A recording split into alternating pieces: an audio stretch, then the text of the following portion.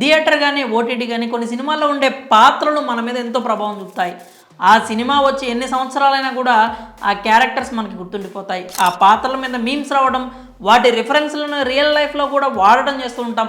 అలా ఇటీవలి కాలంలో గుర్తుండిపోయే క్యారెక్టర్ ఏదైనా ఉందా అంటే రాధిక అనే చెప్పాలి. డీజే టిల్లు మూవీలో ఉన్న హీరోయిన్ పాత్ర రాధిక యువతలో చెరగని ముద్ర వేసింది. తాజాగా టిల్లు స్క్వేర్ కూడా వస్తుండడంతో ఆ పేరు మరింత వైరల్ అయింది. అయితే బాలీవుడ్లో కూడా ఒక రాధిక లాంటి క్యారెక్టర్ ఉందని మీకు తెలుసా? ఆ మూవీ కూడా బిగ్గెస్ట్ హిట్ కొట్టింది. ఇప్పుడు చెప్పుకుంటోంది గోవిందా నామ్ మేరా అనేటువంటి బాలీవుడ్ మూవీ గురించి. ఇది డిజ్నీ ప్లస్ హాట్స్టార్లో స్ట్రీమింగ్ అవుతోంది. ఇది కేవలం హిందీలో మాత్రమే అందుబాటులో ఉంది, కానీ ఇంగ్లీష్ సబ్ టైటిల్స్ అయితే ఉన్నాయి. భాష రాకపోయినా కూడా ఈ మూవీని అయితే తప్పకుండా చూడాల్సిందే. ఎందుకంటే ఈ మూవీలో కావాల్సిన ట్విస్టులు ఉంటాయి.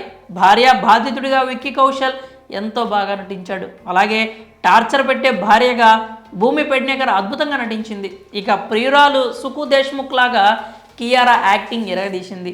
ఇందులో అదిరిపోయే ట్విస్టులు ఉంటాయి. సినిమా మొత్తం ఒక సాధారణ లవ్ స్టోరీలా స్టార్ట్ అవుతుంది, కానీ తర్వాత రివెంజ్, చీటింగ్, థ్రిల్లర్ మూవీలా మారిపోతుంది. ఫస్ట్ హాఫ్లో కాస్త లాగ్ అనిపించినా కూడా అసలు కథ స్టార్ట్ అయిన తర్వాత మాత్రం స్టోరీ పరుగులు పెడుతుంది. ముఖ్యంగా విక్కీ కౌశల్, కియారా, భూమి పెడ్నేకర్ నటన మెప్పిస్తుంది. ఎవరికి వాళ్ళు తమ ప్లానే వర్కౌట్ అవుతుంది అనుకుంటూ ఉంటారు, కానీ అసలు కథ వేరే ఉంటుంది.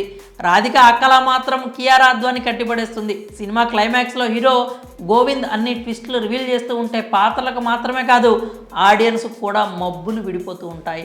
మరి ఈ సినిమా కథ విషయానికి వస్తే గోవింద్ ఒక బ్యాక్గ్రౌండ్ డాన్సర్, కొరియోగ్రాఫర్ కావాలని కలలుగంటూ ఉంటాడు. అతనికి గౌరీతో వివాహం జరుగుతుంది, కానీ గోవింద్కు ఎలాంటి సంపాదన లేదని గౌరీ రెస్పెక్ట్ ఇవ్వదు.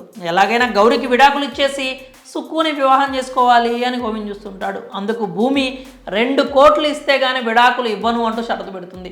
వాస్తవానికి గోవింద్కు ఒక పెద్ద బంగ్లా ఉంటుంది, కానీ ఇతను సవతి కొడుకు అని మొదటి భార్య కుమారుడు కోర్టులో కేసేస్తాడు. ఆ బంగ్లా కాస్త కొన్నేళ్లుగా కోర్టులోనే ఉంటుంది. ఇలా గోవింద్కు అటు భార్య నుంచి ఇటు స్టెప్ బ్రదర్ నుంచి కూడా పలు ఇబ్బందులు ఎదురవుతూ ఉంటాయి.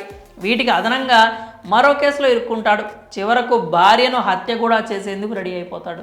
ఇలా మూవీలో చాలానే ట్విస్టులు ఉంటాయి.